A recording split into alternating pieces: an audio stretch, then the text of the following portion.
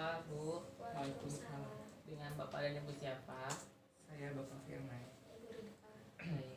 Perkenalkan ya Pak, Bu. Saya Ridwan Cita Permana dari Poltekkes Kemenkes Tasikmalaya. Di sini saya akan mengadakan penjelasan kesehatan mengenai perilaku memberantas titik nyamuk dengan membersihkan penampung air. Nah, penjelasan ini saya memerlukan waktu sekitar 15 menit. Bagaimana Pak, Bu? Apakah tidak mengganggu waktunya? Tidak. Apakah diperbolehkan Pak, Bu? Baik Pak, untuk mengefektifkan waktu kita langsung saja ya. Di sini yang pertama ada pengertian jentik. Jentik itu tahap larva dari nyamuk.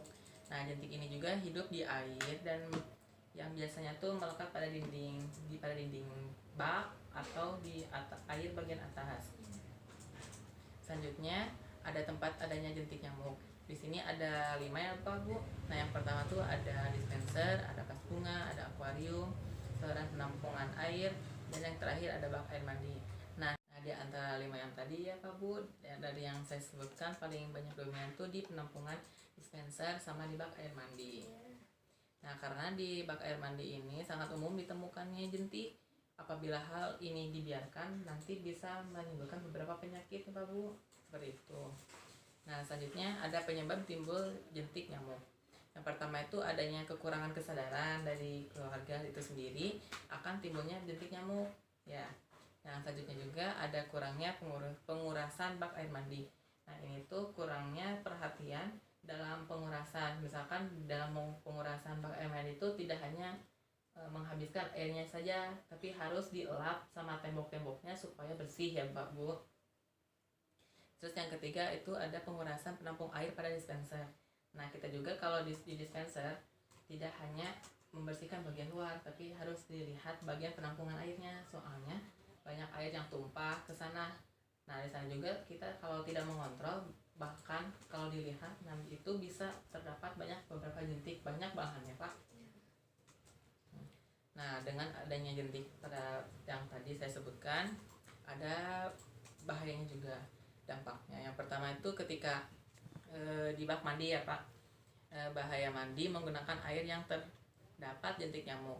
Nah, ini bahkan bisa menimbulkan beberapa resiko yang terjadi pada kulit karena menggunakan air mandi yang terkontaminasi sama jentik nyamuk tadi.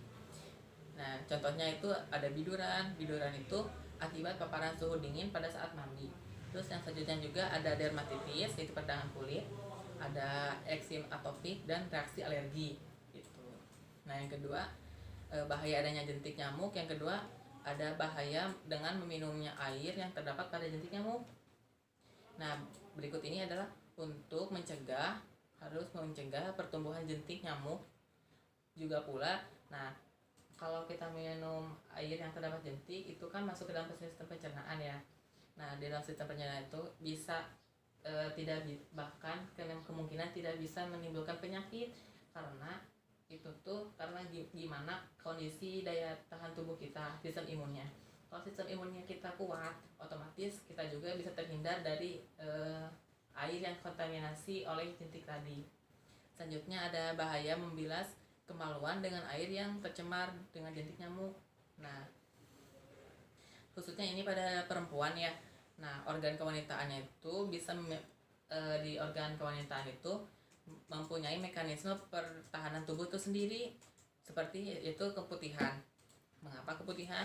Karena keputihan itu mengeluarkan jaringan mati, bakteri, sisa-sisa lainnya. Jadi, nah kalau itu tuh bisa menghindar ya seperti itu.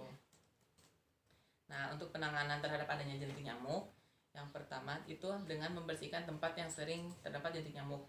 Nah, itu membersihkan setiap tempat-tempat atau wadah yang bisa menampung air seperti itu Bu. Jadi diusahakan di rumah itu tidak ada yang seperti itu. Selanjutnya, penanganan yang kedua yaitu mengurangi penggunaan peralatan yang bisa menampung air. Jadi Pak Bu, kalau bisa apalagi di luar jangan sampai menyimpan alat-alat yang bisa menampung air seperti ember gitu. Kalaupun mau menyimpan ember di luar harus posisinya harus terlengkup ya Bu gitu. Iya. Yang ketiga itu mengurangi penyediaan penampung air seperti tadi gitu. Baik Pak Bu, untuk pemaparan materinya sudah selesai. Apakah ya ada yang ingin ditanyakan Pak Bu? Tidak.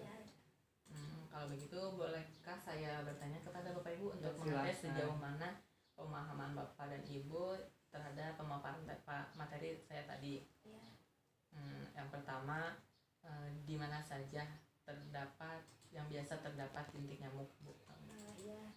tempat titik nyamuk ya. Ya. Di dispenser yang tempat penampungan airnya. Oh iya. Terus bisa juga di bak. Mm-mm. Terus di penampungan air AC.